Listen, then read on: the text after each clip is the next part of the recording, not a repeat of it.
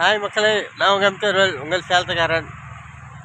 இந்த இடமெல்லாம் நம்ம சந்திச்ச இடம்தான், சந்திக்காத இடம் இல்லை மக்களே, சந்திச்ச இடம்தான். இந்த கோயிலுக்கு வந்திருப்போம்.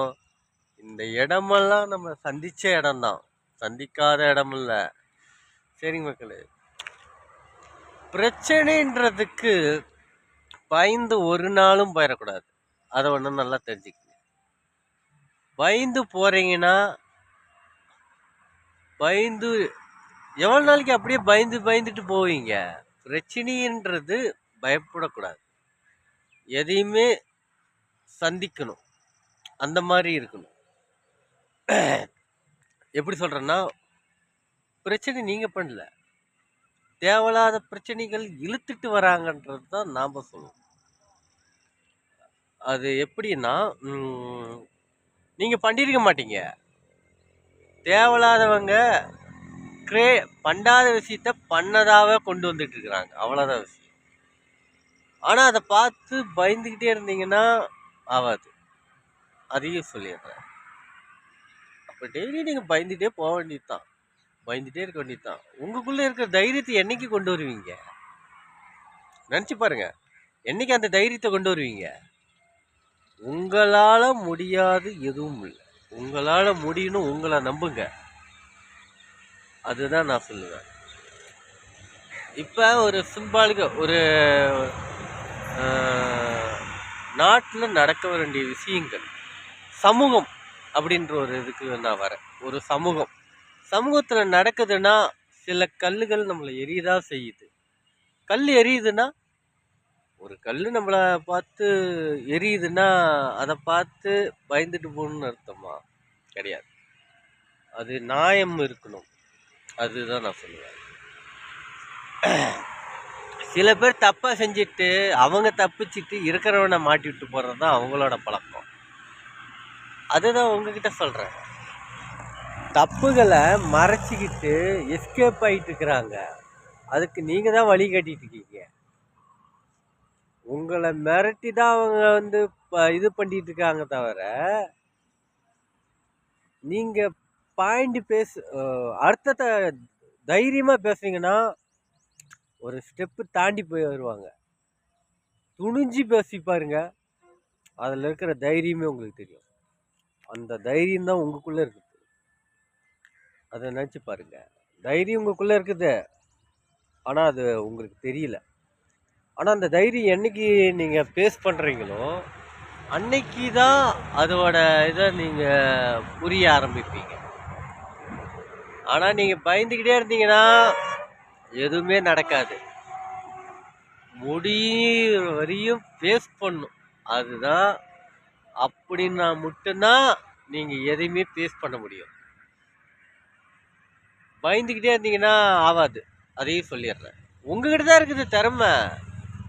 கடவுளை கொடுக்கறது பேசுறதுக்கு தான் வாய், கை, கால், இதெல்லாம் கடவுள் கொடுத்துருக்காரு. அது பேசுறதுக்கு தானே அந்த தைரியம்.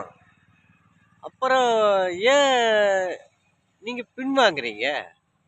நீங்கள் ஒவ்வொருத்தரும் பின்வாங்கிறதுனால உங்களை நம்பி யாரும் வரமாட்டேங்கிறாங்க. அது என்ன ரீசன் இப்போ தெரிஞ்சுக்கிட்டீங்களா? இவங்களாம் பின்வாங்கிடுவாங்க அப்படின்றது தான் பாயிண்ட்டு. நீங்கள் தான் அதை தைரியமாக ஃபேஸ் பண்ணணும்.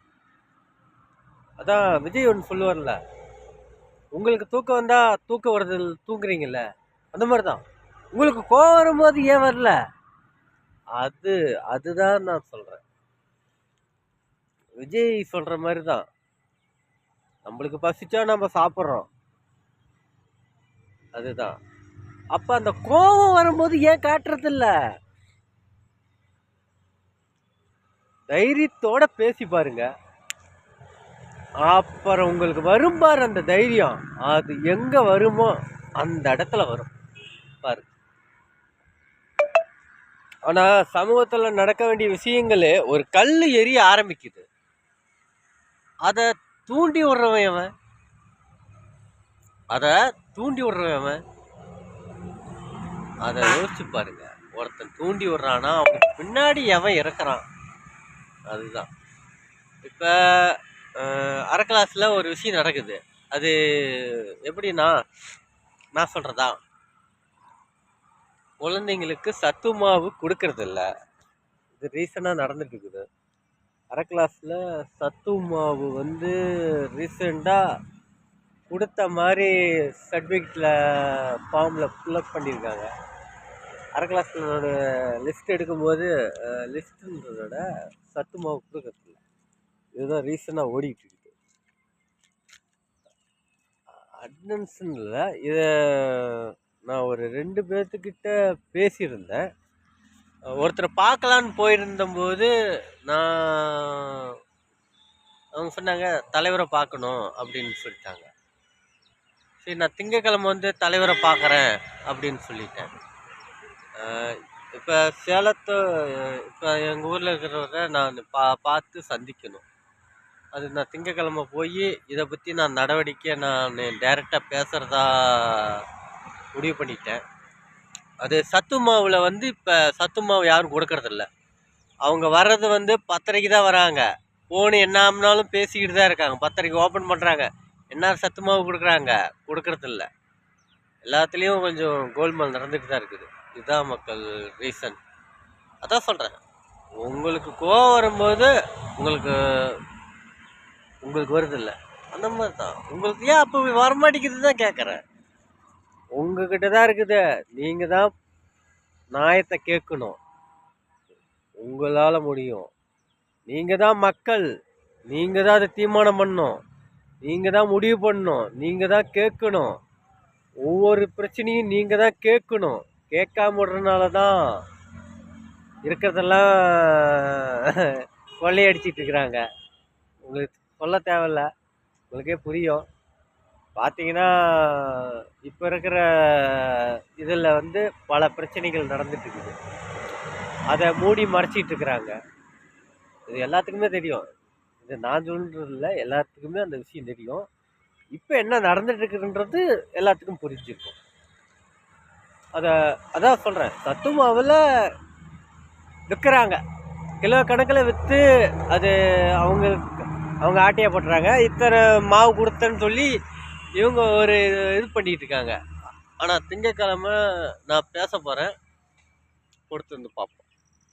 அன்றைக்கி நான் பேசும்போது திங்கக்கிழமை எல்லாமே நான் வந்து தலைவர்கிட்ட கொண்டு போகிறதா முடிவு பண்ணிட்டேன்.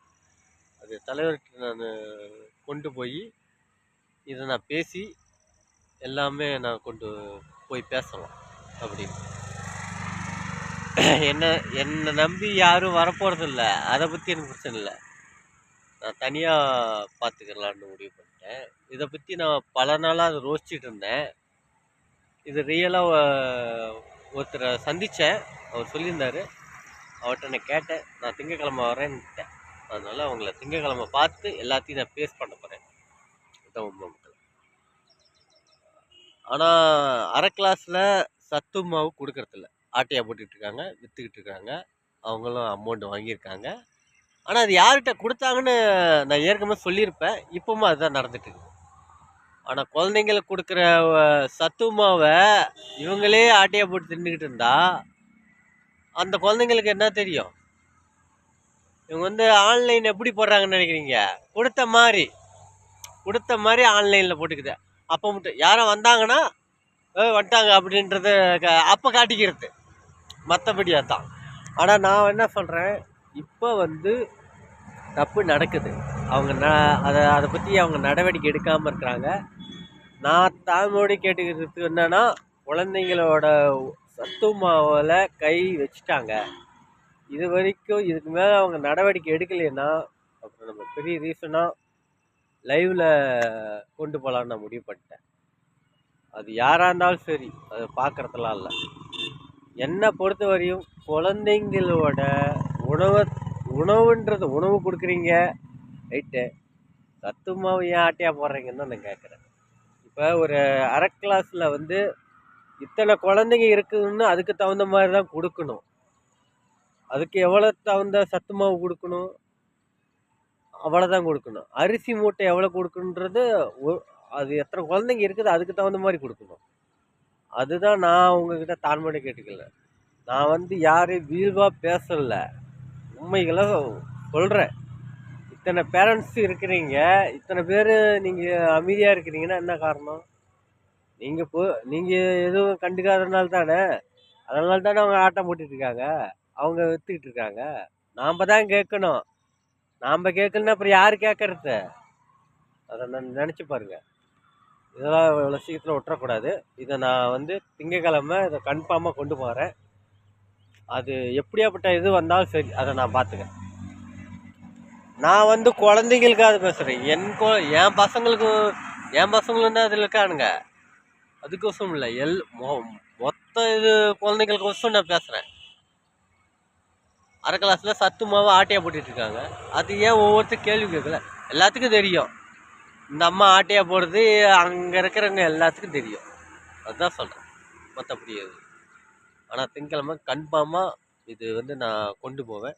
அவ்வளோ சீக்கிரத்தில் அதை விட்டுற மாட்டேன். இந்த பிரச்சனையை வந்து நான் அவ்வளோ சீக்கிரத்தில் விட்டுற மாட்டேன். அவங்க மறந்துடுவேன்னு நினச்சிட்டு இருக்காங்க, நான் பார்த்துக்கிறேன். பாரு மக்களே, நல்லதே செய்வோம், நல்லதே பண்ணுவோம்.